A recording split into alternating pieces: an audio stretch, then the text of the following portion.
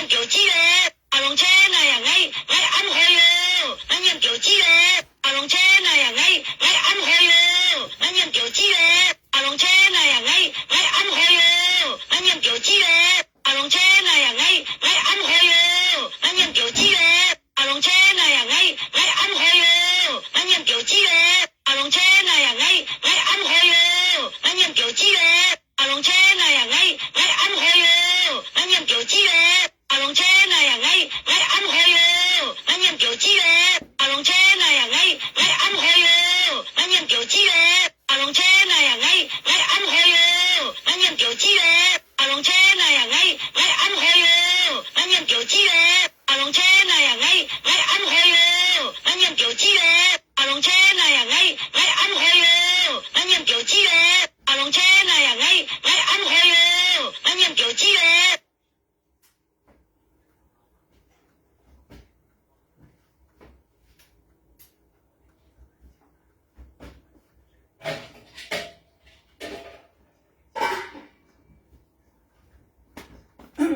哎呀，啦啦啦啦啦啦啦啦啦啦啦啦啦啦啦啦，我白都安海愛跳阿龍，愛跳阿龍。那樣阿龍車那樣安排哟，俺念表記嘞。喂，你要幾百塊那老伯兩個啊？點知嘛？你老公啊真有硬下，點知嘛？咪跳你老公調子啊？你真裝啊唔啲小李啊嚇？你幾百塊跳你老公調子又小李冇嘢嚇？點知嘛？啊？點知嘛？喂，當咪你咪跳你老公調子？喂，點知嘛？幾百塊啊？幾百塊啊？哦，幾百塊啊？幾百塊睇個老公冇夠攞啲啊？阿龍車那樣安排哟，俺念表記嘞。唔啲小李誒，幾百塊跳你老公調子，人家唔啲小李人真裝係生冇面咧，啊！佢幾百。阿龍車那樣安排哟，俺念表記嘞。咁面真裝生冇嘅咧貨，你咪小李嘛下家路啲人攞話肯講幾百塊跳人調子話，啊做普通嘅啊人調子係做普通啊啲，又要你學得，又要知學調。阿龍車那樣安排哟，俺念表記嘞。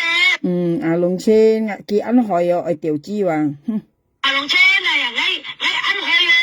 俺念表記嘞。當時講到啲厲害啊，因為咪啊，你兩姊妹都冇老公啊，你兩姊妹冇老公時，那都係害啊可以，啊那無必好兩個啊，無必再啊，無必好啊可以，你可以在先那無必再個無必好兩個話，就你那老公調子啊，生冇面啲時候你看佢，啊，佢咁啊甩人來嘅生意啦，就叫佢幾百塊就人調子話。阿龍車那樣安排哟，俺念表記嘞。真正係愛做你真正咪小李事啊嗬，你唔啲小李你嚟就你老公調子嘅。阿龍車那樣安排哟，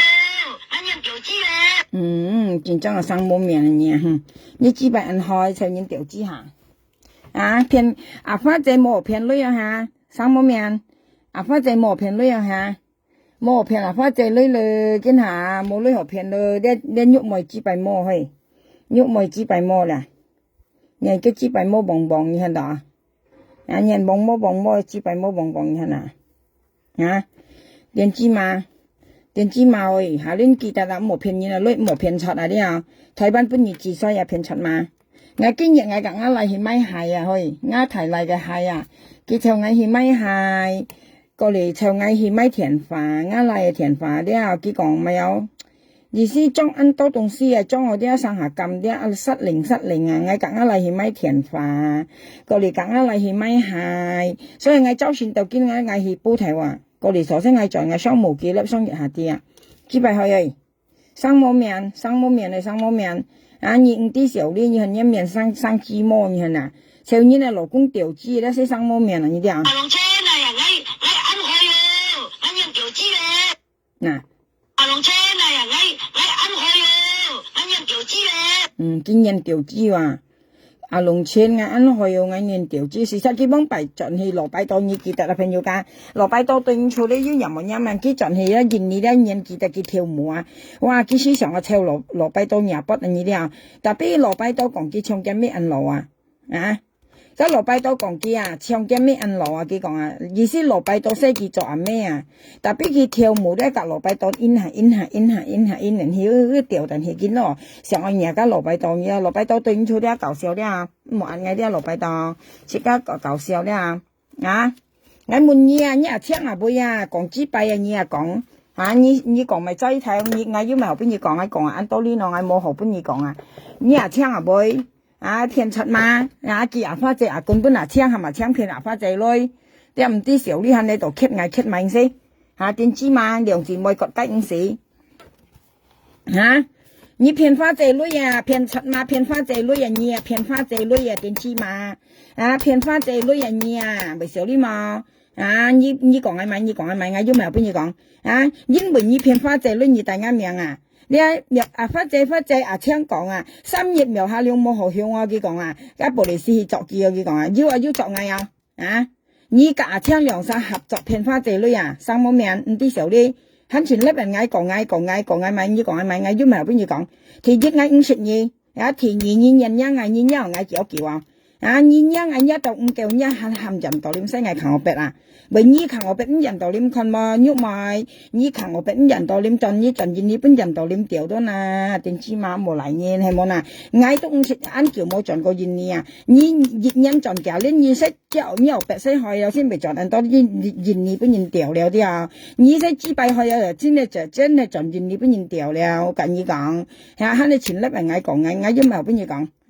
你講嗌叫多餘啊，香港人講多餘啊啲啊，我根本都冇何邊嘢講，但邊嘢係都係講，跟住我冇辦法阻止唔到你，但邊我講以前富要嘅啊，點知嘛？聽定啊，我講以前富要嘅啊，第一你認識阿花姐，你都講我看世紀，你含住撥劍，係啊，你含花姐撥劍，你講我看世紀間。第二花姐撥嚟劍，你就將阿花姐阿棍基本阿槍。第三阿槍現你安啥，就夾阿花姐隻女隻夾8條。嚟給恁有4隻啊，喊你罵我。你面戰爭生魔啊，你啥度花姐唔係罵你就冇錯啊。花姐唔係撥一東西，你就冇錯啊。我你講啊，家女咧，阿花姐要基本爸爸爸爸呢啲爸爸俾隻啊，別晒粒春元灰啊。你喊啲時候你喊喺道德嗌喊喺度講嗌啊，實際你講嗌咪我上問你講嗌老公講嗌嚟講咪，跟住作落去啊，應該人作題作勢，所以用呢啲路家咪架空啊，呢啲啊朋友家裝架空啊，即係跟人細啦嗌裝題嘅人，你識講一杯嘛，花實係花實杯啊。你兩姊妹喺你埋命生啊，像你講嗌因為邊嘢講咁嫌大嫌啊，你似探埋花姐要你冇女啊。春元飛撈你頭5條，你都喊花姐去記，要揼幾記我講係乜嘢？你問家提重要，我講你啊，我為裝威嘛春元飛撈你頭女，就問你揼花姐記，要喊花姐去記你冇女就冇女話你喊花姐記湊幾記，到頭嚟都係揼幾記，過嚟都冇辦記，跟嘢騙嘅女啊點知嘛？你看我講啊，把錢付要嘅，你花姐講我講嘅啊，你花姐講啊，質因唔對嘅話，你堅係含佢記女啊，佢檢質因就仲都明樣佢講啊，春元輝就含佢記春元輝就係你搭神過來啊，研説本介紹本花姐研説啊，過嚟春元輝夾花姐相湊啦，家係大見面啦，幾度嚟報銷春元輝話照查係嘛，請去鉗家春元輝夾蛋白啦，都鉗家春元輝暗驚話。幾個幾架春元輝相湊講，嗌到3半夜大女，嗌到3半夜個女，過嚟家13點蚊阿花姐罵叫家女係嗌單3半春元輝39條嗌半過嚟家蛋白啦出嚟叫花姐，佢講春元輝前面二單3半叫啱喐妹仔就要搬佢講今日春蛋白啦未講佢要搬你幫姊妹搬春元輝買面皮買食物強買面皮買食物，你其實本春元輝女從今日我講你錢富要你講我講買你兩姊妹割雞5時你屎都拗翻生你人家屎落拗到登去你我冇買後邊你講，所以因為你騙花姐女你大啱命點知嘛？你同我講咩？你騙花姐女大啱命你騙花姐女大啱命你騙花姐女大啱命騙柒嘛？你騙花姐女大啱命你騙花姐女大啱命阿龍車我按開我人叫 tiểu chi rồi龍車龍車này à ngay ăn hồi rồi anh nhận tiểu chi rồi龍車này à ngay ăn hồi rồi anh nhận tiểu chi rồi nhí龍車này à ngay ăn hồi rồi anh nhận tiểu chi rồi nhí nhân tiểu chi nó còn liông cái như thế龍車同埋家係龍車呢龍車呢老公龍車後生個嘢老公係嗌緊你講係龍車肯定後生個嘢老公啲之前講你講咪點知嘛我問你點知嘛喂你呢填法會發你你幾百開了佢仲係見你用的都會發自己話佢要都知我講你咯你做壞事做到足你啲你做壞事做到足點知嘛你啲小力了你格淡白啦熱樣所以你為格淡白啦做朋友咧你就係計中意你應該講熱仲未得識幾多中意你即其中一種格淡白啦樣啲小力騙你呢女人惡事等去你都啲小力你我老實跟你講個花仔講你唔明因為你騙花仔女你大啱命你分明點知嘛很有湯歪你騙花仔女你大啱命其一我夾花仔相炒你都喊花仔撥劍你講我撥劍向花仔事實我撥劍我都未向花仔我撥劍都我一家淡白啦佢講我本記女都係咪滅咪吃咪面女我講我冇女我當咪是咪吃㗎咪面計女我講我提白劍我咪劍我意思講嘅意思但邊一位咧你都係拉嚟收花仔我冇人啲你你騙出都騙出點知嘛你騙花仔女就騙花仔女話肯係時撐你講冇目的你咁嚟香港冇看你時冇你嚟香港呢你夾錢計生槍的話同埋間咪人道念的話看你時冇你嚟到香港我看個保利斯夾見你要合作冇你生啲我扯皮皮我看見呢保利斯要夾香港合作冇你講你幾位係你講嘅你按聽作呢樣故仔嚟騙花仔女你知敗害嘢唔啲小呢嘢你作故仔騙花仔女你唔啲小呢樣嘢面皮盤你台灣你本意自衰不加現你咪按殺台灣全都現你咪尤其是啱傻都要兩集咪係台灣係本意自衰嘛你當咪被騙你嚟女騙到騙香港即係你肯惡事等去兩姊妹都唔啲小呢嘢你冇騙冇識你敲到敲假要女人如果你要你騙花仔呢度咪要你賣豬肉你都賣豬肉你要你係你賣豬肉度咪你要你度咪騙花仔呢只擺開你講買乜嘢我要咪後邊你講你講老公攞又掉又好抹嘅好嗰你真是請你掉又硬嘅再老公緊要掉資嘅再又硬講呢樣硬喂我講你咧都講花仔騙花仔女你要猜撇行你講不看見度咪不看見你講度咪加行威我講你騙花仔女假槍兩沙你假槍兩沙騙花仔女các本tại là hay yêu tiếng bơi chim tiếng xuất lại nhất si ra để cái nín cái này sai để cái nín tiếng chi mà các bà ba phát triển kỳ bên kỳ con này nuôi đã kỳ bên tiếng都200條係你調動bên phát triển tiếng係咪你調動bên kia cái nào到咗你講tiếng cả發triển大錢係你講你雙淡白啦咧講發展人家後生子你先用來話打橫來話即係係本淡白啦你淡白啦講喺印度嘅話你咧費心乾你你同樣晒你格淡白啦同樣晒你就係騙出嚟騙你家你唔明白咧都講印度你要講大愛錢了你咧慢慢豬敗命啦你費心乾你問你花姐點你啲花姐心都上啦班人對付你見下你唔啲小呢嘢潘面皮冇女咪冇女，含一先叫做普通嘅，人女含一妹子都要做普通嘅咁我講咗唔係生啦，先騙出人呢都可以去做普通因為你白切你啲白切人女唔啲人本命你咁啱本意命到花仔一唔啲小呢樣嘢係戰裝係啦，肯你講我要咪後邊嘢講，我問嘢，我要咪後邊嘢講你講係咪意思提一50嘢，提二50騙過你嚟女，提三不看你有50。搞臭個人。係啊，我老公嚟指點冇搞臭人。你講係咪啊？點知嘛？你講係咪啊？我講你是按到原因啊。其一花姐講嘢，我夾花姐相臭，你係咪撥金係嘢？你講係看衰花姐啊？啊，你係咪夾花姐講苗下兩看衰你花姐？佢講嘢黑政府咧，你撥咗金咪試下佢向嘅，你係咁講啊？嚇！其二花姐撥金，你係咪係咪搶啊？管基本花姐管基本搶啊？今次搶嘢，你係咪騙花姐女啊？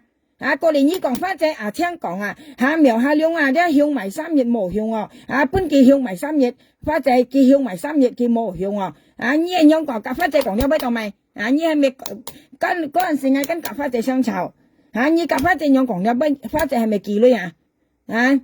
條嘢咩？你粒嗌到未？你講嗌到未？你講嗌熱狀講落去嗌你講講到幾時都跟你講你們嘅重點看叻未啊？嗌講你個好係你講嗌個，你講嗌到破壞嗌講你全部以為騙柒嘛？騙柒嘛喂，騙柒嘛？你把你按用叫這樣你咧填法會費跌到會費㗎，你人力運殺咧把用嘅跌到會費一面你唔知少咧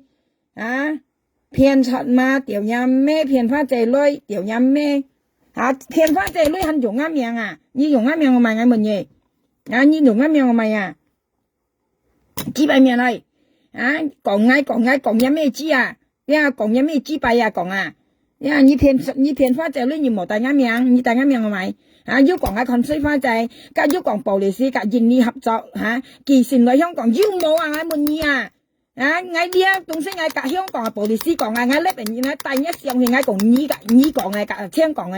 嗱你中上隔聽上我交本暴力士我講係你隔花姐講你講人力暴力士隔香港合作你其實來香港我來作我要讓我生細冇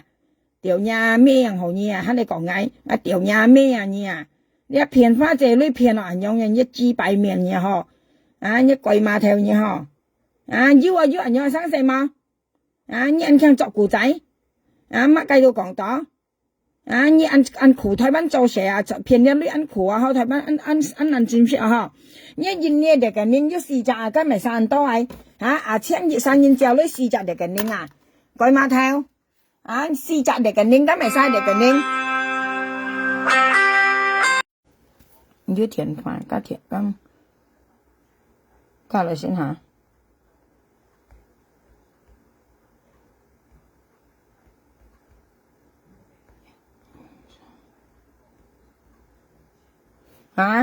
你知擺面啲小李喺你前喺度講前粒前講你講緊冇用你講你就要用你學啲小李咯吞面皮唔啲小李見前粒想講你講咪試下我問你講咪你講咪總試下我問你小李嘢唔啲小李騙花姐女講那新多講香港暴力士隔人力合作你講我生碌人一生碌車花姐香港呢講人力暴力士隔香港合作講試下先你外來寄來香港叫香港暴力士就相啱滿你做呢講要做嘛普通話你夾花姐講要實行冇冇間或者你騙佢咯你夾聽合作騙嘅女你夾聽合作騙花姐女你咁人講你夾聽合作騙花姐女生冇面咪小李嘛要講要女要學白你要知擺女你要提知擺女你要提學白你要提災你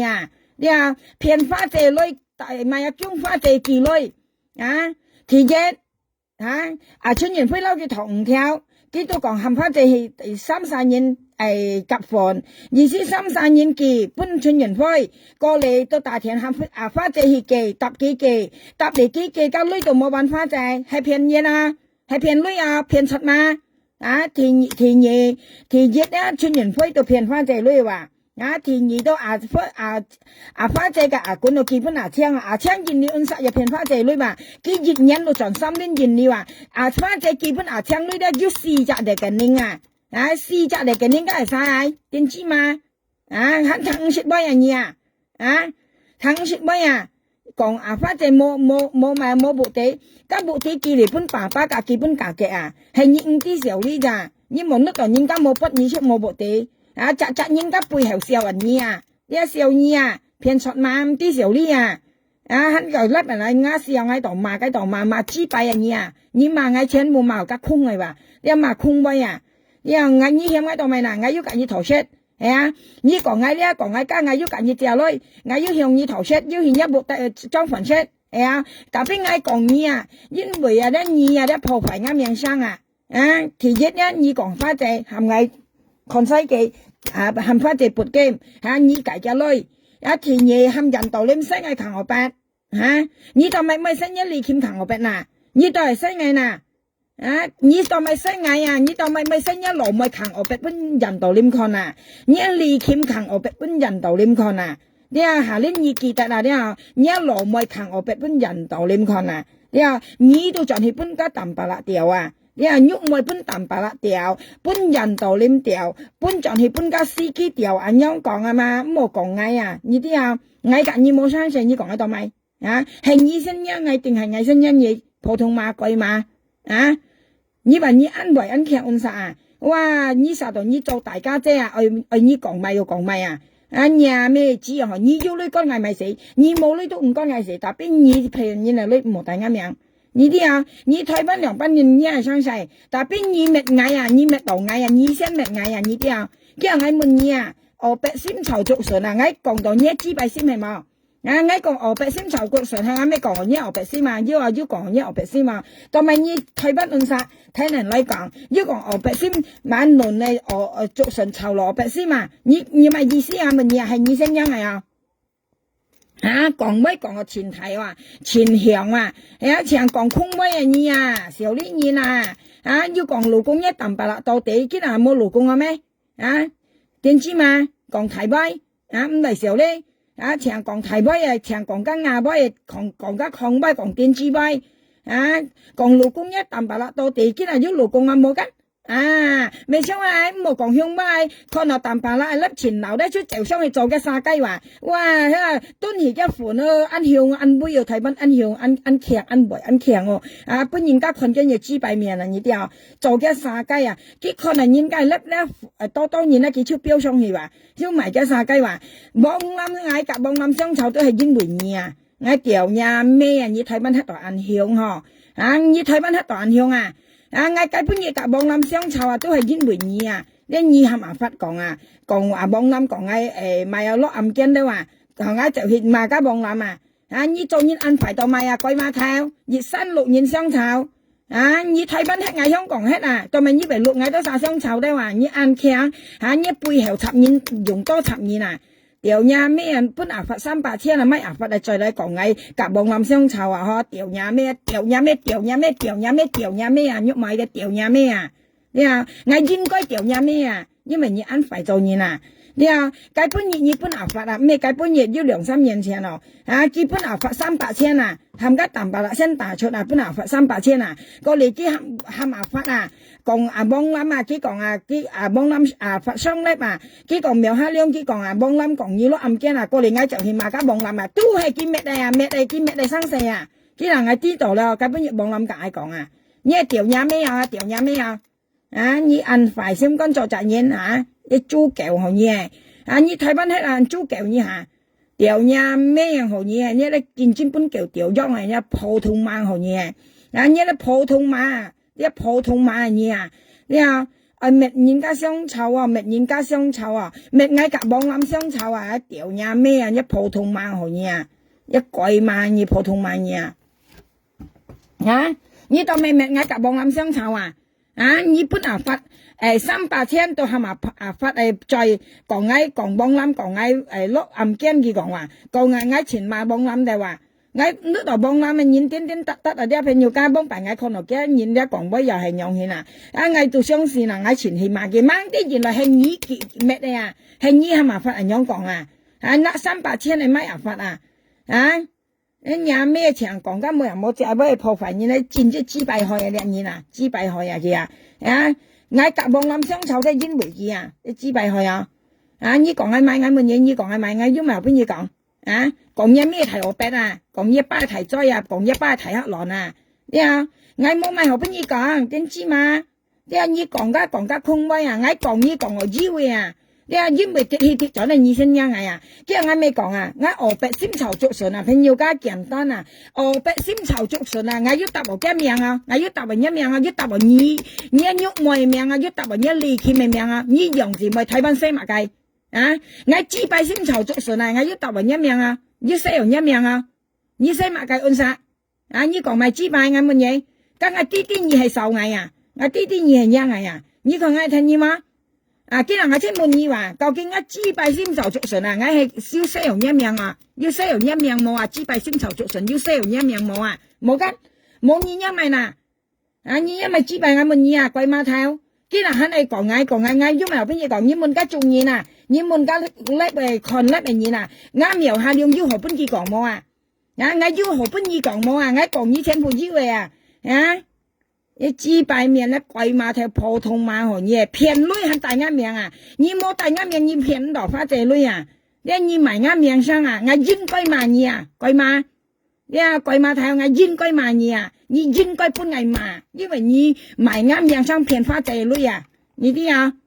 哇！吓按咁啊！嗬，你當我牙抗啊！嗬，就嚟啱面前嚟用啱命嚟騙人嚟女啊！嗬，按強嗬，花仔佢講啊，聽講，花仔聽講，講苗下兩本嘅響為3月無響，係你講係咩嘛鬼嘛？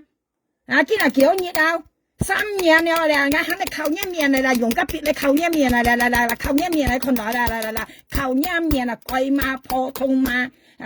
本淡白啦掉，本人道點掉啊！你本人道點掉啊！你看我白本人道點看啊！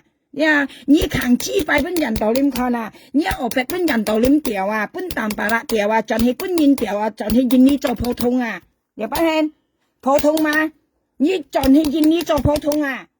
你講嘅聲音人道點出嚟呐？鬼馬頭，既然係你分身做錯嘢嚟，我做錯嘢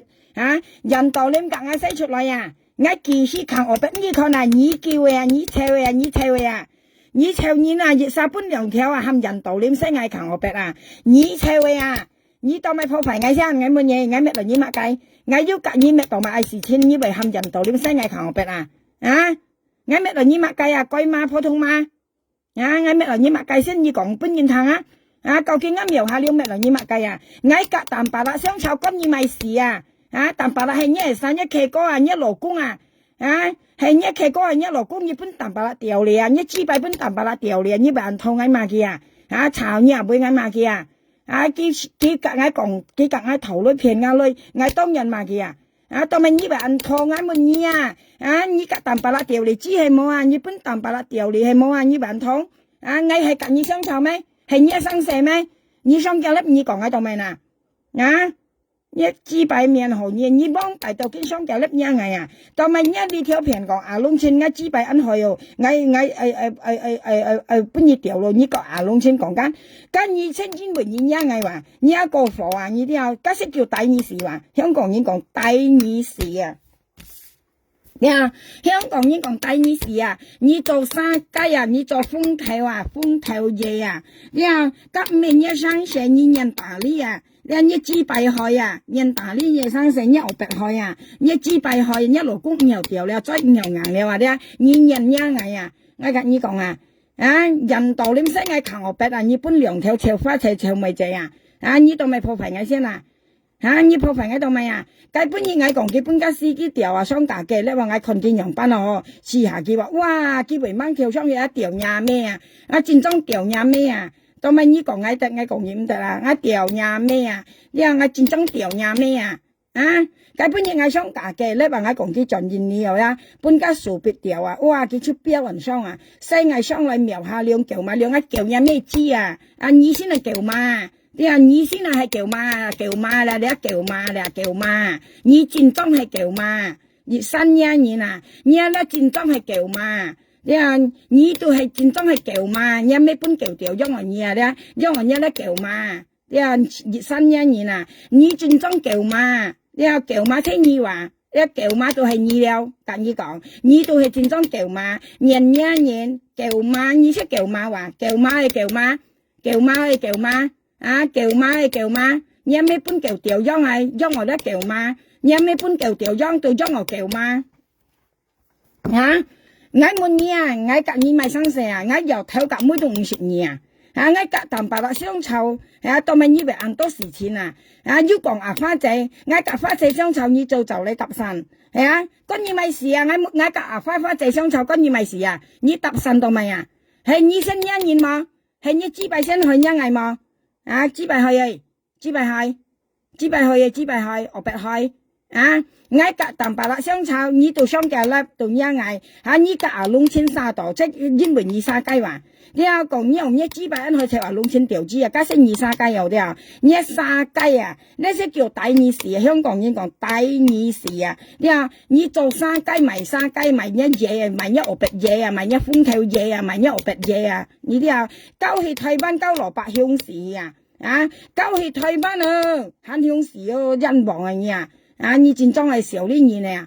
交台灣交蘿蔔慳香市年交蘿蔔慳香市年你咪少呢嘛你香係啥乜嘢香港前多年你咪千萬俾上年樣輕台灣前多年你咪千萬俾上年樣輕兩字咪攞緊面身樣幾百戰爭唔啲少呢樣嘢你黑你講你講係咪嗌咩度你mặc cái簡單嗌悶你嗌咩度你mặc cái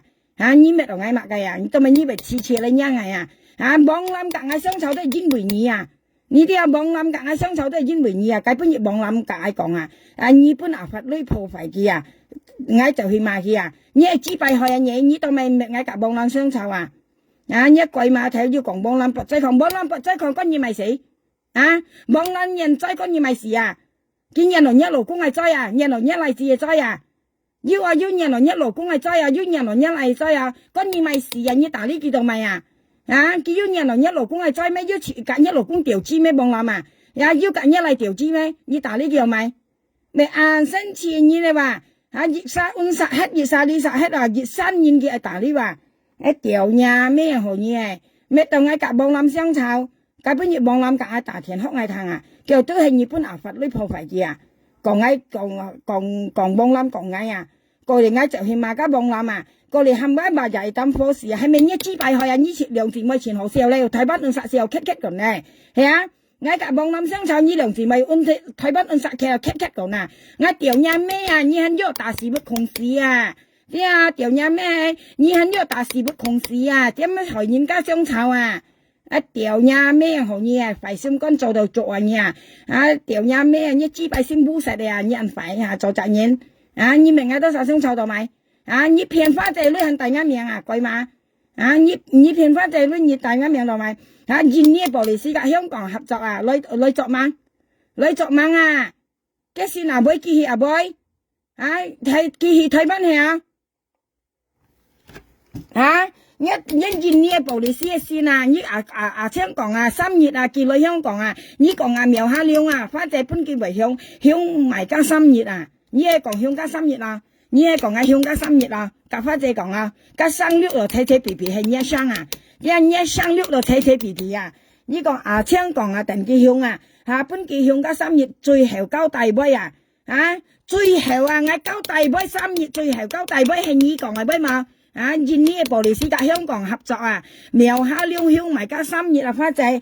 香港最後香埋加3月本記交大杯交大咗最後交大杯3月係你講係嘛普通嘛係你講係杯嘛你mà ngày mẹ rồi你mà cái ngày tết xịt你mà cái ngày tiểu nhà mẹ chi tiểu nhà mẹ phiền lưỡi hàng này mà nhiên tiểu nhà mẹ chi phổ thông mà tiểu nhà mẹ nhé mua sao làm mặt nha thấy bắt anh ăn xin xịt你thấy bắt anh ăn xin xịt phiền phátใจlưỡi唔知少哩你thấy bắt anh ăn xin xịt買鵝鼻嘅含一先挑買鵝鼻含一枚買鵝鼻你咪喐就枚含一枚本然掉可以做普通嘅咁以前改巡女台灣按殺含一枚至買鵝鼻含一先挑得買鵝鼻啦鵝鼻你買嘅前萬我又買後邊嘢嘛為笑事你萬喺度買你萬喺度買點知嘛你請為你錢請出來一條嘅零四隻請3年正女喂貴碼頭 à chiang nhiệt sang nhiệt chào lối à cái để cái nín yếu xì chả là yếu xì chả để cái nín à nhiệt chả hay nhai hả nhiệt chả nhai hả mà thêm phiền lối kỳ nhất để cái nín hả hả nhất để cái nín như kỳ bên à chiang phiền à phát chế lối từ chiang nhất để cái nín kỳ bên phát chế hàm phát chế kỳ lối nhất để cái nín hả coi mà theo hả你想每达到时啊，样hen呀，每达到时啊，抢偏600条啊，发这类偏600条啊，抢偏类多你落台啊哈，唔是达到面哈，上么面嘞，上么面，几百面嘞，几百面，鬼马头普通马，鬼台灣嘅普通馬，台灣做普通啊你啊，同時又個台灣嘅普通台話你啊。做普通啊呀，後生咧見台灣就做普通嘛，見啊攞便宜嚟攞啊！啊，nhiều bác em à nhớ dần tàu lên như cả sẽ chụp lại à như còn à theo à phát chạy cả mười chạy à kỳ lưới à hầm dần tàu lên sẽ ngay khẳng ở bẹt à nhá dần tàu lên như cả chim chụp lại à coi mà theo ấy coi mà theo phổ thông mà nhớ dần tàu lên như cả ngay sẽ đi chụp lại à bên kia như chim đi chụp lại à dần tàu lên chim chụp lại xem à ngay kỳ sĩ khẳng ở bên đi con à ngay kỳ sĩ khẳng ở bên bên dần tàu lên con à như cả chim nhá dần tàu lên chụp lại à hay như ham à như theo à nhá như ham như theo à ngay cầm xe tạm bà lại to à cầm tạm bà lại còn chụp lại à mấy ngay cũng cái gì ăn phải à ngay cầm xe cái tạm bà lại còn nghe à cái còn à phát chế dòng mèo hai liên còn như tí còn à dần tàu lên mà sẽ như lò bạc mấy tung xe còn như khẳng ở bên này à các xe phát chế phân cái lượng theo à thay bán cái lượng chặt kia mới còn à có lẽ à phát chế xong cả cái lớp ngay muốn phát chế à ngay còn thay bán cái lượng chặt hay mày chặt hay là sao đó cái còn dịch chặt tôi hay nhí à nhúc mồi theo à dịch chặt tôi hay mồi chế à cái nhí xăm sai nhí nè phân liệu theo cái sao mày dần tàu lên sẽ ngay khẳng ở bên à cái tạp bí hay nhí theo à nhớ quỷ theo thế nhỉ cái ngày muốn nhỉ nhỉ thằng tại ngày muốn nhỉ phổ thông mai nhúc mày coi mà theo nhúc mày phổ thông mà nhúc mày thầy ban cho phổ thông mà coi mà theo ngày muốn nhỉ nhỉ ham dần tàu liêm sai ngày khẳng ở bên ngày mẹ tàu nhỉ mạ cày ngày mẹ tàu nhỉ mạ cày nhỉ còn vẫn nhỉ trùng nhỉ thằng ngày cầu cái mẹ tàu nhỉ mạ cày nhỉ ham dần tàu liêm sai ngày khẳng ở bên coi mà theo ơi phổ thông mà ngày cầu cái mẹ tàu nhỉ với màu nhỉ vậy còn ngày ngay phèn yêu tụi mua cả như trò giống sự cả như không thiên thiền phải giống sự cả như xong sao tôi mày như vậy ham dần tàu liêm xe ngay khẳng ở bên như tôi mày ham dần tàu liêm xe ngay khẳng ở bên như còn vẫn cho trùng nhìn thằng như còn vẫn trùng nhìn thằng những gì còn anh đó như cải sự bữa trùng nhìn thằng như tôi mày ham dần tàu liêm xe ngay khẳng ở bên là coi mà phổ thông mà dần tàu liêm tôi mày phải xe ngay khẳng ở bên tôi mày như vậy ham kia xe ngay khẳng ở bên là ngay mẹ tàu như vui phổ thông mà ơi nhà mấy bên nhìn tiểu hắn này còn ngay mà ngay cũng xịt nhỉ cha nhỉ cả phát chế phiền phát chế luôn nhỉ tại ngay miệng nhỉ còn nhìn nhỉ bảo lý sĩ cả香港合作cả ngay nãy nhá đi trong xiang đấy ngay nãy bảo lý sĩ thằng cả thiên đấy ngay muốn yêu rằng mồ nhỉ cả cả phát chế còn nhìn nhỉ bảo lý sĩ cả香港合作ngay muốn các bảo lý sĩ yêu rằng mồ nhỉ chơi Thái Văn hết đấy ngay chịu ngay nãy nhá đi trong xiang ngay nãy bảo lý sĩ thằng cái cả chiang cái xiang anh lại bảo lý sĩ thang ngay còn nhia đấy cả đi trả phát chế còn cái còn nhìn nhia bảo lý sĩ cả香港合作giúp anh nhau sang xe mua cái quay mà theo ơi nhia anh cầm mà ngay cầm còn ngay như còn ai mặc cây như còn ngắt lỗ cung mày như còn ngắt lỗ cung tao mày là lỗ dầu dòng bắn nhiều tiểu chơi nhiều ngàn nhiều dòng bắn tiểu nhất chi như xem ngắt lỗ cung ai cầu ngàn cái chơi cả như tiểu chi nhong này nè ý思老公係真樣係向係隔呢條樣唱呢條枝樣即唱呢條話弄千條枝樣呀咩好嘢聽下未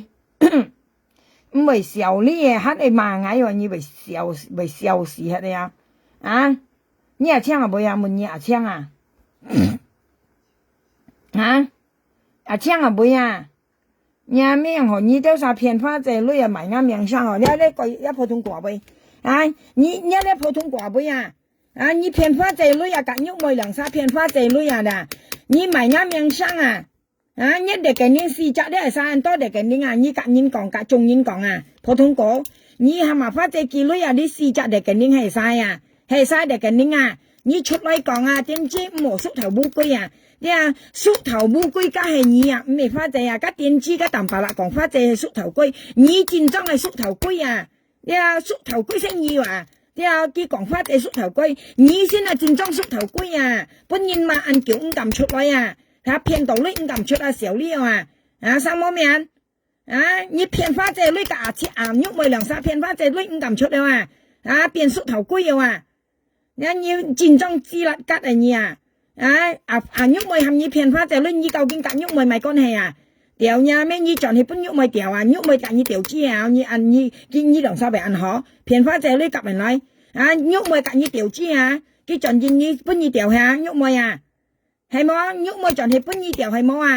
tao mày như đồng sao phải ăn khéng cặp mình lấy phiền phá chơi lui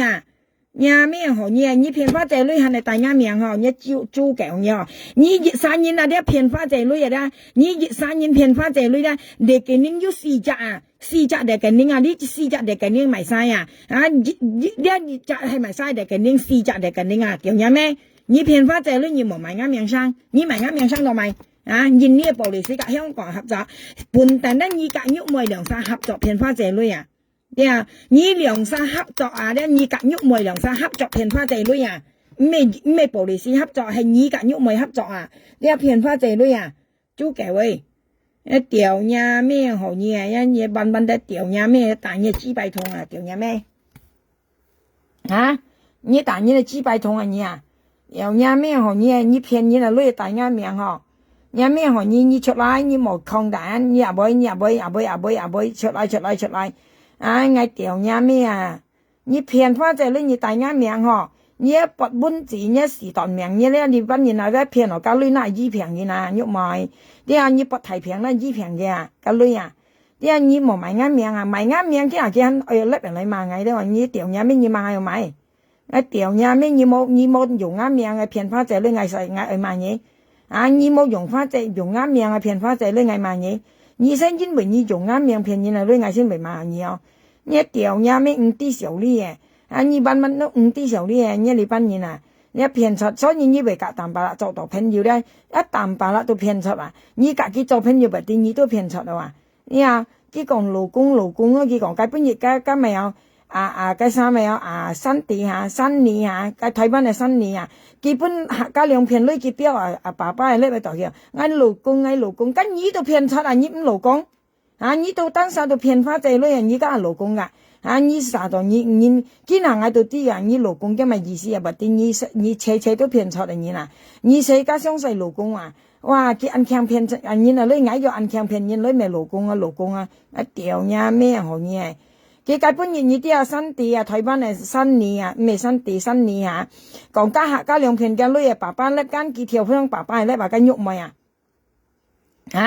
佢想爸爸咧講佢老公佢講話你老公人家騙出你屌呀咩猛啲單殺騙出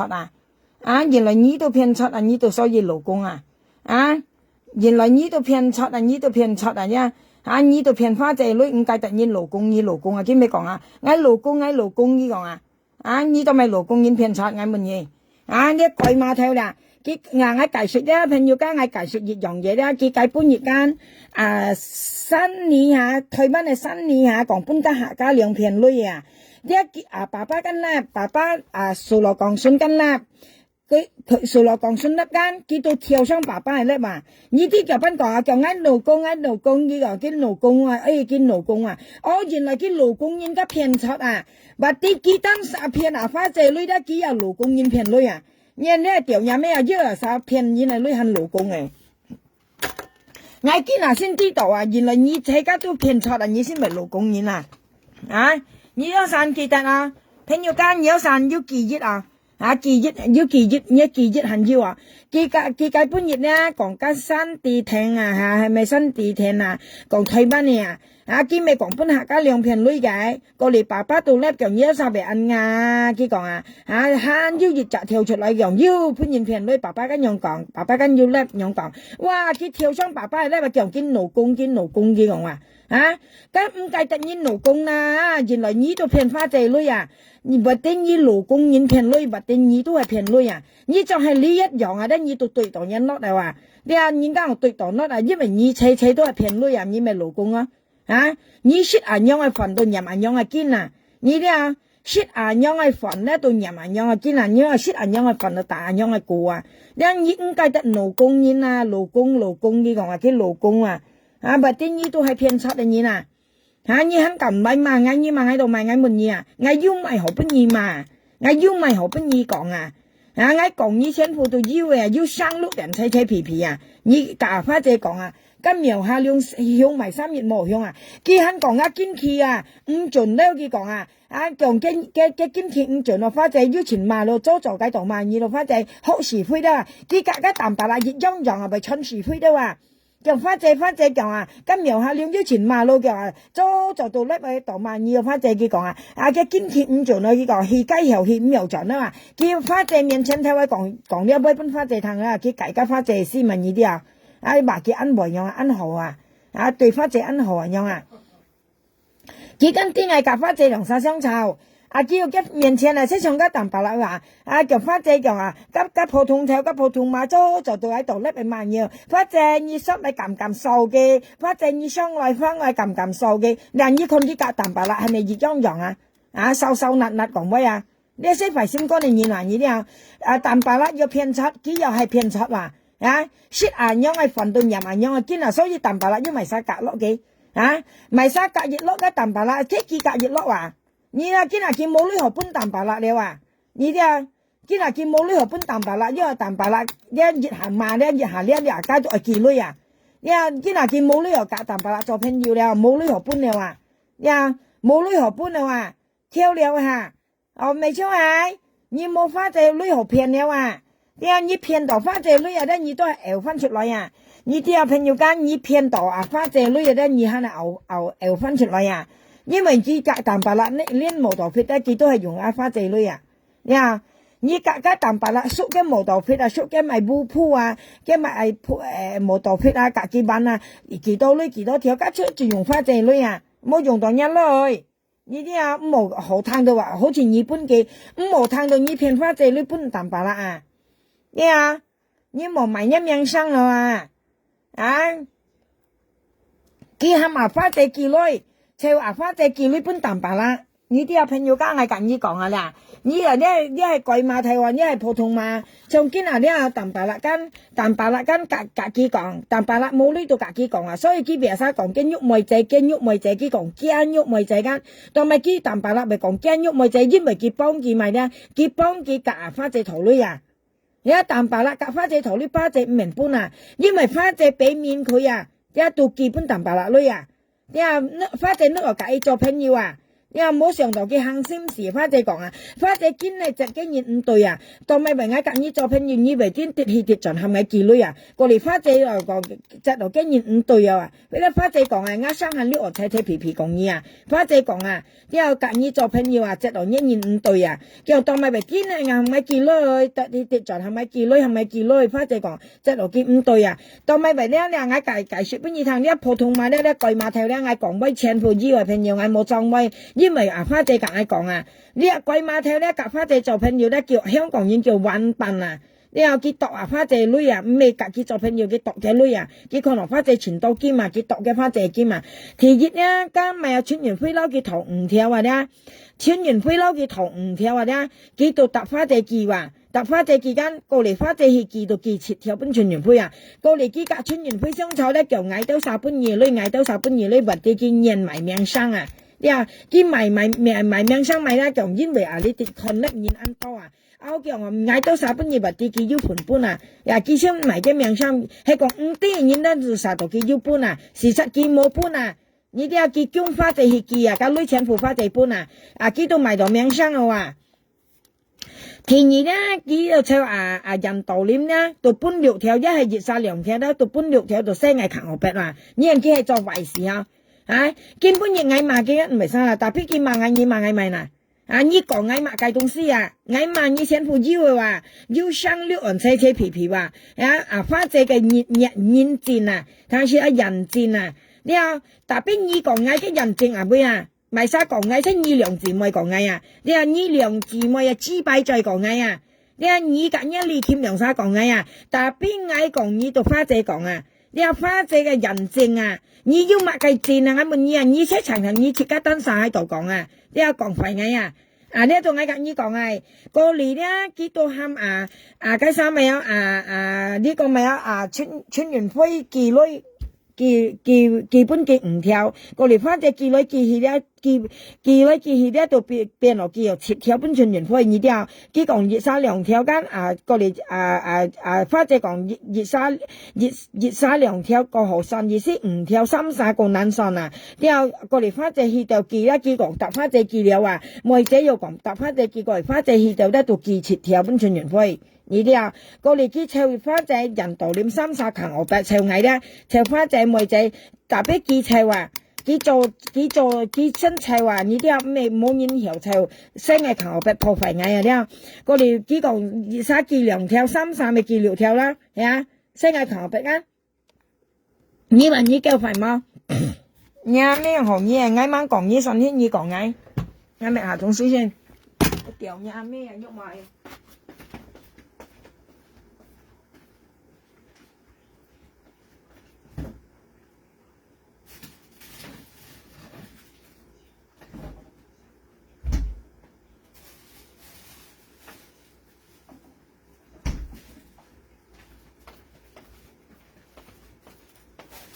啊！你按咁講嘅，你唔啲時你嚇，你騙花姐女啊，要講香港嘅玻璃絲隔印尼合作的嘛？你按聽佢槍，佢花姐嚟嘅，你咩佢花姐嘅官本槍啊？你肯咁講，你冇教槍騙花姐女，你按咁講，有咩咩你肯有本來看到你啊，你冇喺度講用嘅本啊，你本來看到你啊，只擺命你講我冇本你講。我要咪只係邊嘢講啊？乜嘢？你唔啲時候啲嘢翻鋪嘢嚟，幾犀利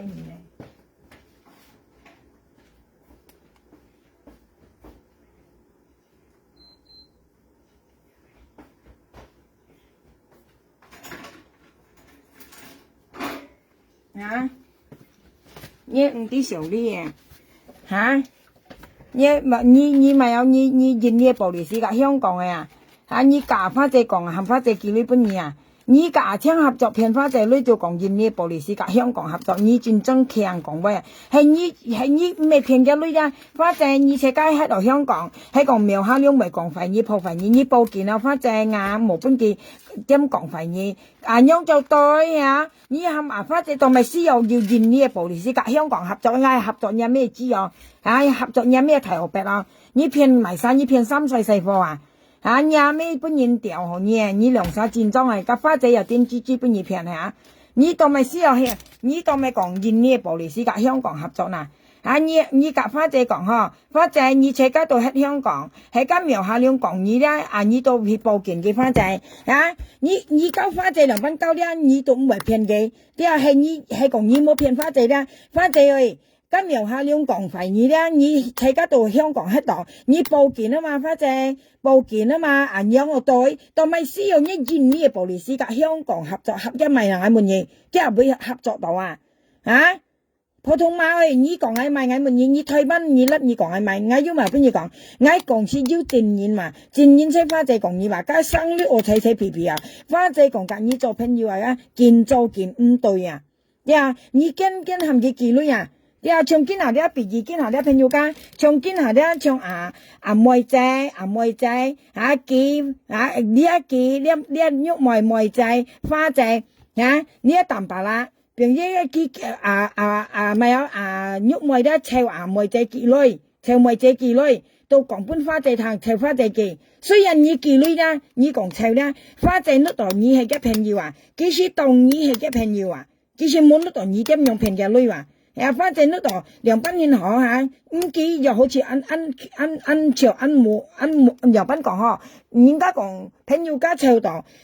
本來又朝難拒絕你條難拒絕你意思講唔會叫我做按嘅特殊你我1年2年3年湊幾年夠湊基本佢湊花姐幾呢本淡白啦呢嘢有朋友家佢湊花姐兩從今呢喐妹湊妹仔幾類含妹仔湊花仔幾類本淡白啦呢佢都含淡白啦來破費嗌啊，講緊人最老路地方安提了，啊，講緊人道機了，我只拜冇本佢調到了，嚇，要講緊撥人了，撥家嘅幾冚啊，淡白啦，少呢嗌啊，呢啲有幾冚淡白啦，聲啊，但係本類咧唔係記啊，花姐本啊，記兩三冇記到姜花姐去記啊，人呢係貴嘛，啱乜嘢？啊，記冇記雖然記潮梅姐記類。佢喐梅潮梅仔幾類，梅仔到潮花仔幾類，基本淡白啦。但係邊一幾兩三冇幾咧，都係花仔去幾啊，花仔基本淡白啦啊。你一條嘢咩啊？你做安排到埋啱乜嘢啊？啊，像呢用嘢你係咪要除啊？啱乜嘢？佢冚喐梅潮梅仔幾類間，梅仔到潮花仔幾間，但係邊喐梅及梅仔冇幾咧，到花仔基本淡白啦。但係邊淡白啦，現你按實咧到成西蟻啦話，西蟻啊要拿啱上去揼時揼油了，拿啱上去填滿湯絲喎，呢家下呢一上都填滿湯絲話你聽定啦，你啊你按強破壞嗌啊，你先做錯嘢啊，我跟你講。你先對嗌快啊！跟淡白啦，燒鴨上呢bàn你嗌nhiều燒鴨上係咪？啊！你乜計種出嚟幫攬啊！你即係含春元法講嗌落暗驚到啊！你係時候呢嗌嘛？啊！你係時候呢嗌講熱度係咩？嗌咪熱出嚟你叻啊！嗌熱出嚟你叻兩筆嚟落暗驚啊！你係條嘢咩啊？你乜嗌到做出啊？你咧戰爭係一支擺面你戰爭係你啊，你搞去台灣你咪安排相關嘅問你下，你當咪做你安排嘅問你啊，嗌到50咪講你啊，嗌戰爭係要死人，你即係更堅嘢本淡白啦掉你啊，你冇本淡白啦掉，冇可能你咪用爭議啊，你晚係本淡白啦掉你啊，你冇本嘅掉嘅唔可能嘅人用爭嘅淡白啦，嗌別晒嗌雙臭嗌都係夾淡白啦雙臭嘅，當咪你咪硬爭議啊。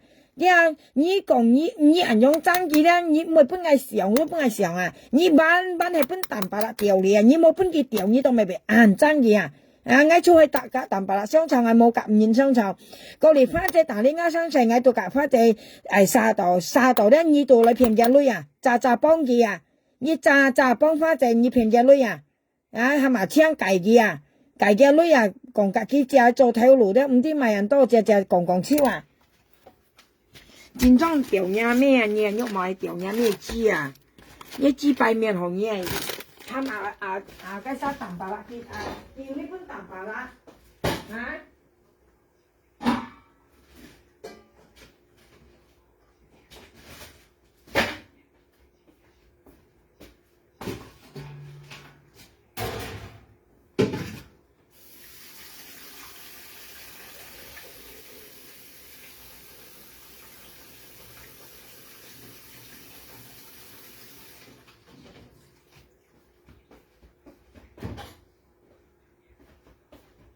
戰裝冇啥嘛，你一年戰裝冇啥嘛你，慳錢叻，人家上網要買，咁你嚟要買街鬼嘛？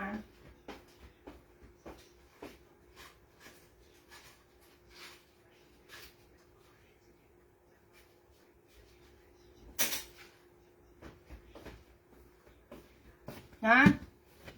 你叻我上你講買，我問你，我咪上2小時啊，點知嘛？花仔都咪上2小時咯。啊，唔知少呢樣嘢，你我生脆皮皮啊，你唔知少呢啊，你兩姊妹啊，面皮盤啊，你兩姊妹都冇面皮嘅你啦，唔知少呢夾淡白樣係點滋滋啊，你夾淡白樣係點滋暗淡啊，唔知少呢面皮盤面皮啊，黑係講嗌話。我要咪俾你講，你問家中意，我要咪後俾你講啊！你兩姊妹講我有咪啊？我前總同我以前總同你騙花仔女，你大啱命啊！你大啱命啊！你埋啱命生騙人嚟女啊！你冇講啱命生，你騙唔到花仔女啊！鬼馬頭只拜去你講我有咪？我問你啊，朋友間有啥困難俾你啦？我見我啱描下了問你啊，究竟我要咩落幾物計啊？佢恨家人道你唔使我求我白啊，提熱啦。第二咧，佢講嗌咪有騙花姐女啦，講緊印尼嘅暴利斯，同香港合作啊，見花姐跟香港黑係啊，花姐跟香港係講你咩阿拉山安多啊，你講七講八啊，你就講花姐，你到車香港報警嘅花姐，樣做對，你做人做對，你喊花姐報警，咁又對，但係意思又講印尼合作嘅報警，印尼報利息講法都唔有啊，你香港人有聽印尼法咩？你係騙你嗱咁嘢，印尼報利息跟香港合作，你係橋講嘅咧，你含住係印尼兩時管。係啊，你含住印尼兩時管，香港咪要印尼兩時管嚇，印尼兩時管啊，香港啊，你含住印尼兩時管都可以。你講問嘅反正你印尼，你香港要印尼兩時管，你印尼兩時管咪過去又得，一含住報警報警嘅反正就得，冇講印尼合作กับ香港啊，合作你支幣你กับ反正簽合作騙嘅女啊，你กับ簽合作騙反正女啊，鬼馬頭，普通嘛。你mà ngay yêu mà bây giờ mà ngay mình như còn ngay mày xin à ngay yêu mà bây giờ mà ngay mà như xem phụ yêu à phátใจcòn như à cái như phiền à phátใจlấy tới giờ là phát nhân quả cái từ清楚但係ngay mình như mà cái xin à kia ngay cái đảm bảo là相處跟như mày係你先打你3歲啊鬼馬頭你喺你拗樣喺你食喺度炒你喺度講ngay夾發ใจ相處啊跟như mày死ngay車家到香港喺度啊，你台灣喺嚟，關你咪事啊？普通嗎？ngay花仔香港喺度啊，ngay香港喺度啊，ngay撈記商場關你咪事啊？你打呢人多咪啊？ngay隔淡白啦商場ngay搬件事協調ngay應該買嘅，你打呢人多咪啊？關你咪事啊？貴嗎頭？普通嗎？ngay隔淡白啦商場關你咪事啊？你幾百蚊淡白啦掉你啊？係咪啊？一支幣100蚊淡白掉你哈，查到你哈，ngay隔淡白商場跟住咪事啊，一支幣人去啊，跟住咪事啊，ngay隔花仔商場跟住咪事啊，你當咪騙花仔女啊，一支幣面嘢鬼碼頭，你當咪係咪人道點講ngay扛我筆啊？你當咪係人道點西嗌扛我筆啊？普通話先講人快嘢，一支幣面嘢，你萬一支幣面嘢貴碼頭啊，一冇4萬嘢，你3萬嘢，你先講冇實啊，你嗌要埋邊嘢講，你講邊嘢聽，嗌要埋係邊嘢講啊，嗌夾埋晒相炒話你打你3歲當咪啊，嗌夾淡白啦相炒你打你3歲當咪啊，你係麻花仔記你本淡白啦當咪啊，當咪你點係麻花仔記你本嘅淡白啦你基本淡白啦，咪嘅做你嘛嗌你按快，你到5時出來，到來到係花仔出，到冚家淡白啦，做你西嗌小呢嗌樣係，掉呀咩掉呀咩枝喐埋掉呀咩掉呀咩枝掉呀咩枝女入面你出來冚花仔出來，到冚淡白啦，你小呢嗌戰裝掉呀咩枝嗌隔你冇生成嗌唔識你你咪嗌到咪冚人道你識嗌求白到咪到咪你咪破壞嗌你講嗌到咪嗌咪到你乜計你支幣為人害你學白人害你支幣人害你學白人害你講嗌到咪嗌咪到你乜計嗌又唔識你嗌講咪做成籌白絲嘛嗌講你學白絲係冇我要答我念名麼？我要講咪做順潮念喐咪學白先冇我要講咪做順潮念離佢咪學白先冇要冇要答我念兩字咪學白先冇緊，當咪你要你係當咪係你支幣去嘛？係你支幣先去你支幣唔係去咪邊人嘛咯？呢些支幣去話淡白啦，講支幣去即係講你話。你啲你呢些叫支幣去你支幣唔係去咧，唔係隔遠相湊，你支幣唔係去咧，唔係邊係嘛？你兩字咪喺支幣去了，熱晒到羅公路到愛時了再用5樣硬了，熱晒咧羅公就做到時喺度甩罐嚟撩腳白了甩一架再去撩一離開嘛做到時羅公花仔講嘢唔明啊離開咪離開唔明嗌講嘢花仔講嘢做到手架嘅講嘢做到時羅公嘅講佢講一路冇人一離開嘛花仔講嘢做到時羅公花仔講嘢熱炸做羅公落了再又硬了到喺度4天然後又騙花仔女喺你講嘢你咧戰裝生冇面生冇面5啲小呢台灣本意治水台灣啊你啊，全印尼hết啊你啊，含nhất台灣嘅政府啊，對佢全印尼hết啊，對佢兩姊妹啊，對啊，冇邊個台灣hết啊，個身份證那錢嘅啊，那個交錢啊，對啊，你身份證啊，充公啊，香港人講啊，含nhất台灣嘅政府，你印尼咪車加去拿撥嘅，對啊，你講佢騙人嚟攞，騙花仔攞，對啊，你到印尼咪車話一班去拿撥嘅啊，去nhất台灣運啥啊？你拿撥嘅，你講你那治水人啊，用你台灣喺度啊，騙人女啊，騙香港啊，仔女啊，假槍良殺啊！你講含佢收嘅，你含一台灣嘅政府啊，佢兩姊妹家底被收盡係，那tiền爛嘅，冇本嘅台灣客，對啊，冇信任嘅，對啊，你幾百面啲時候你又鬼馬睇話，朋友家係樣講啊，拜拜，唔行啊。